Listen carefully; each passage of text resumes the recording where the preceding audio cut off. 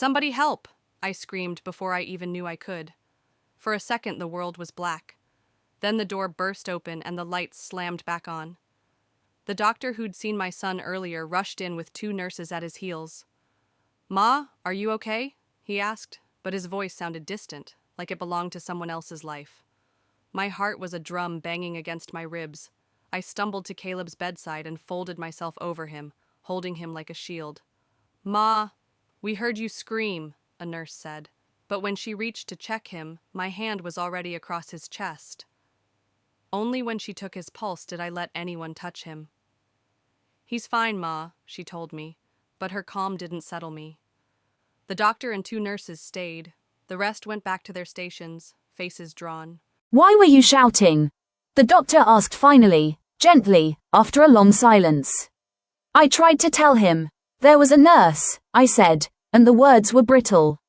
He looked confused. "An intruder," one nurse echoed. "She was dressed as you," I said, pointing at the only nurse in the room, but she protested. "I haven't come in today," she said. "No one is saying you came in today," the doctor replied, and he promised to check the CCTV. He left to do it, the kind of promise you make to soothe a frightened mother.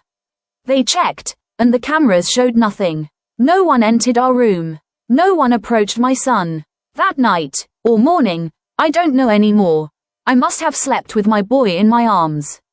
Dawn found us still wrapped in blankets, bleary and exhausted. A sitter arrived with Daniel and, after arguing with a reluctant doctor, discharged Caleb.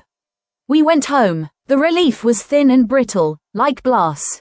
I tried to work the day, chores, emails, rescheduling clients. I answered messages until midnight. A sitter fell asleep watching the boys. I hadn't eaten. I opened the fridge, found nothing I wanted, boiled noodles, and began to chop vegetables. Then the house moved. Pots and plates jumped and clattered. The floor trembled as if someone beneath the earth had taken a breath and shoved. I braced my hands on the cabinet to stop myself from falling. And then it spoke.